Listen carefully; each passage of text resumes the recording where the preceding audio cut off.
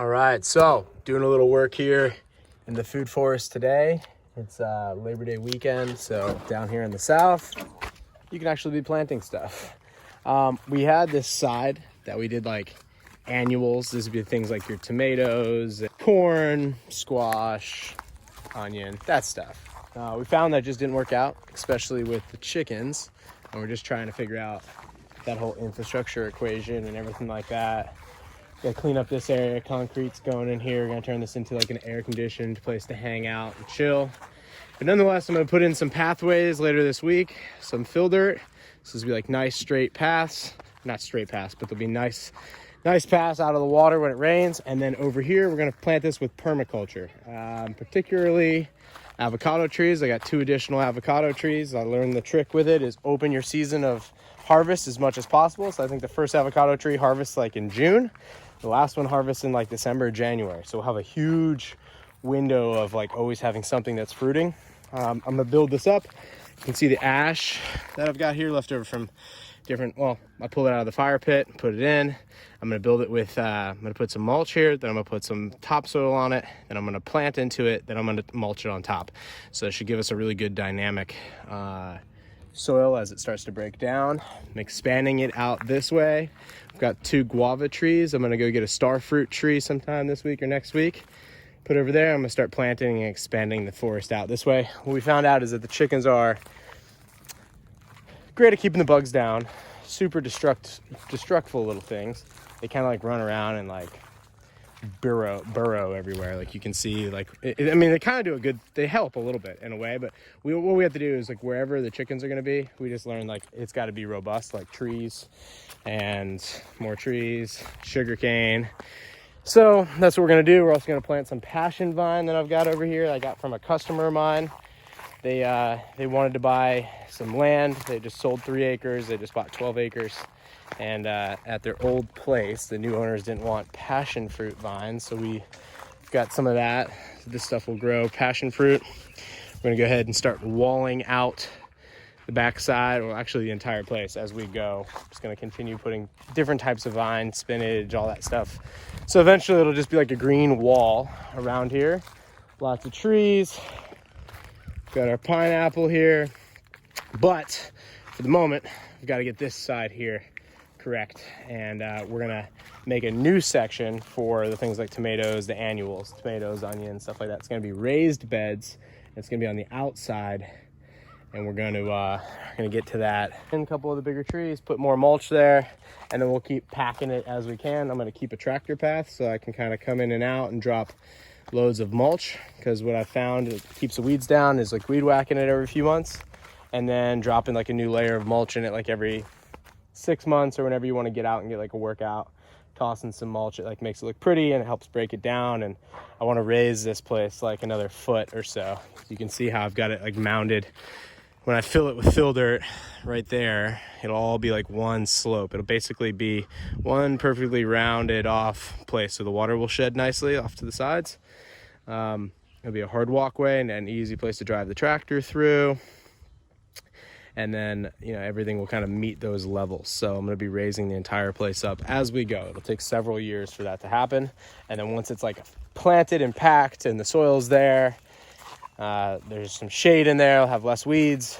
Probably go down to mulching it like once a year just for looks and keeping the weeds down, and then it'll be kind of done. So probably still a couple years yet to go. But there is a point with the food forest where it's all about thriving on neglect and having an ecosystem that just works.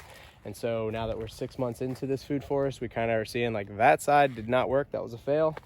These raspberry bushes are doing really great. Actually, those are blackberries. They're doing great. Raspberries, one's down, one's hanging in. Got to figure out maybe a place that they'll be happier just moving things around. I can't wait to plant these guys today. I'm all about avocado. All about avocados. These are 2 different varieties. We've got the Layla here. That one's gonna go July to September fruiting. And then we've got the, what we got over here? The Hall avocado. It's gonna go October to February. So I misspoke. So basically, I know we have something starting in June. So we'll basically go June to February. We'll have like 8 months of avocado. These guys are already pre-grafted. You can see the cut there where they were grafted when they were younger. And the way that they do that, this one you can see the graft mark right there. The way that they do that is they grow a feedstock of just like what you would do like with a regular avocado seed, and then they splice onto a cutting of whatever brand avocado, and the tree essentially then is a clone with a different rootstock of that particular avocado. And the reason you do that is because it takes 7 to 10 years for avocado to fruit, and most, like 1 out of every 10,000 will be something that you would enjoy eating. So avocados are rare to find ones that are nice avocados. So these are our root stocks. It's possible that one of these could grow up to be an amazing tree, but what will actually happen is we'll cut them in about a year, like so. We'll graft onto them, and we'll start multiplying the avocado that we've already purchased and the avocado that we have. And so we'll end up with like 3, 4, 5 copies of every single variety, and then we'll eventually get a yield.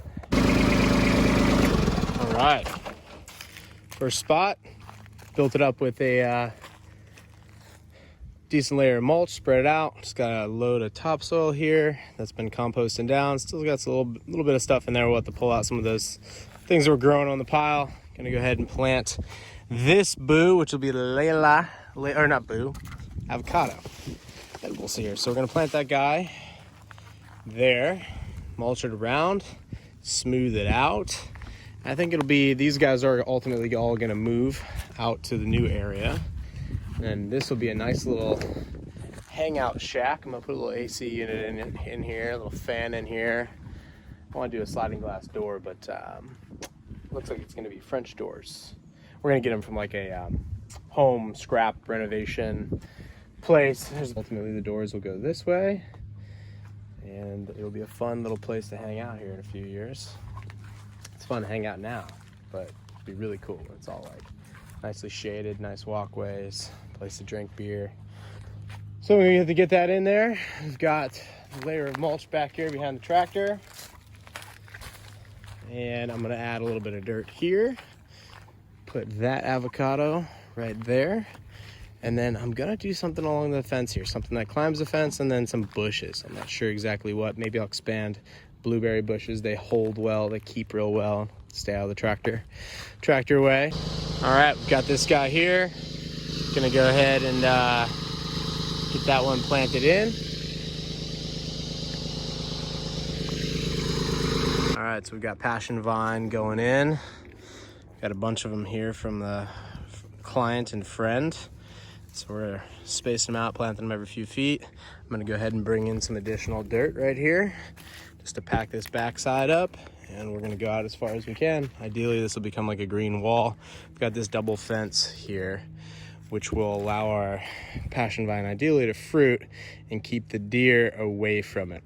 Hopefully it fruits over here, but if there's any fruit over this way, anything like lower than there, the deer will, well, actually even up there, the deer will go up on 2 legs and grab them. But hopefully we will incentivize them, and then we can always bring additional barbed wire up if we have to keep them out. But first steps, get them in. All right, so we're all planted up here.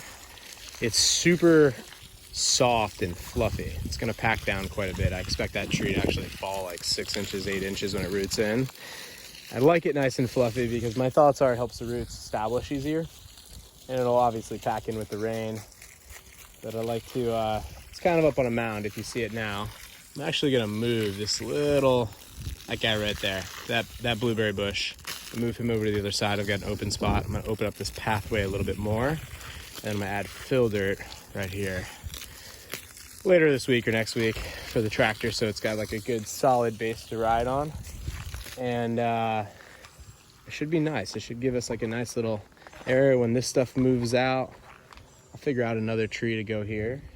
I want to do a star fruit. I think I'm gonna do a star fruit right out there. The whole idea is just to pack it. But that's my method. I like to do like layer of mulch, layer of topsoil, layer of ash, layer of mulch, and then just let it do its natural thing. Over time, this will all just be black dirt. It's gonna pack down about 1/4 of what it is now. So it'll go, like, it looks high if we were to count on the fence. If I were to just leave it, I'm sure that it'll decompose to at least half of where it currently is, and the tree will kind of, in a way, sink sort of with that, which will give it a perfect height.